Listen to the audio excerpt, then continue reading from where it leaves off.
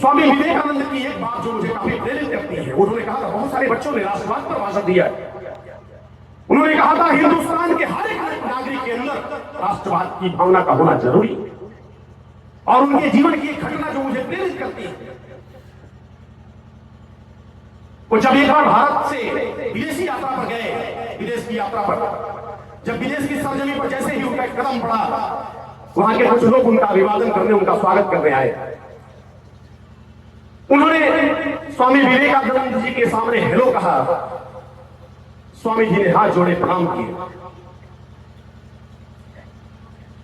अंग्रेजों को लगा कि स्वामी जी को शायद अंग्रेजी नहीं है, इसलिए प्रणाम कर रहे हैं।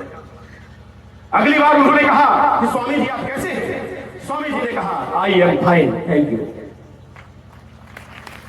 वहां के लोग आश्चर्य करने लगे कि ये क्या, हम लोग हिंदी में बात कर रहे हैं तो स्वामी जी अंग्रेजी में बात कर रहे हैं, जब हम अंग्रेजी में बात कर रहे हैं तो स्वामी जी हिंदी में बात कर रहे हैं।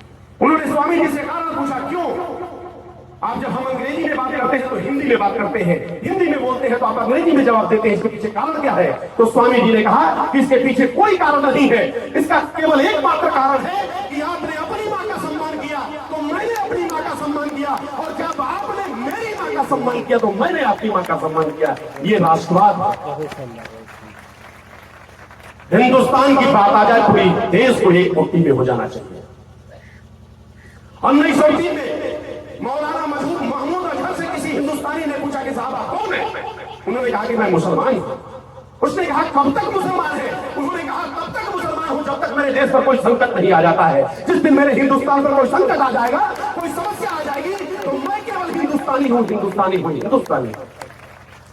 ये जज्बा केवल हिंदुस्तान के माताओं ने अपने पेटों के अंदर भरने का काम किया है। मैं हिंदुस्तान के उन मुस्लिम माताओं को नमन करता हूं जिन्होंने अब्दुल कलाम जैसे बेटों को पैदा किया है, जिन्होंने वीर अब्दुल हमीद जैसे बेटों को पैदा किया है, उन्होंने लादेन जैसे तालिबानी को पैदा नहीं किया है। ये हिंदुस्तान की सरजमी है जो राष्ट्रवादियों को जन्म देती है। जाति धर्म कोई भी हो, जब देश संकट में होता है तो सभी साथ होते हैं।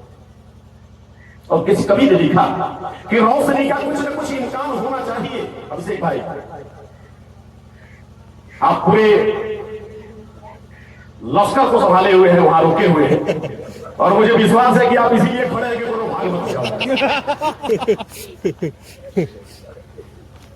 रोशनी का कुछ न कुछ इम्कान होना चाहिए, और बंद कमरे में भी रोशनदान होना चाहिए।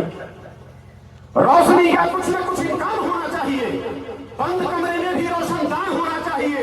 और वो जो अनपढ़ है, चलो हैवान है तो ठीक है, अरे हम पढ़े लिखों को तो इंसान होना चाहिए, हम पढ़े लिखों को तो इंसान होना चाहिए। और हिंदू मुस्लिम सिख ईसाई जो लिखा हो माथे पर, सबसे पहले इस सीने पे हिंदुस्तान होना चाहिए, सबसे पहले इस दिल में हिंदुस्तान होना चाहिए। बहुत बढ़िया सर, मेरे शेर।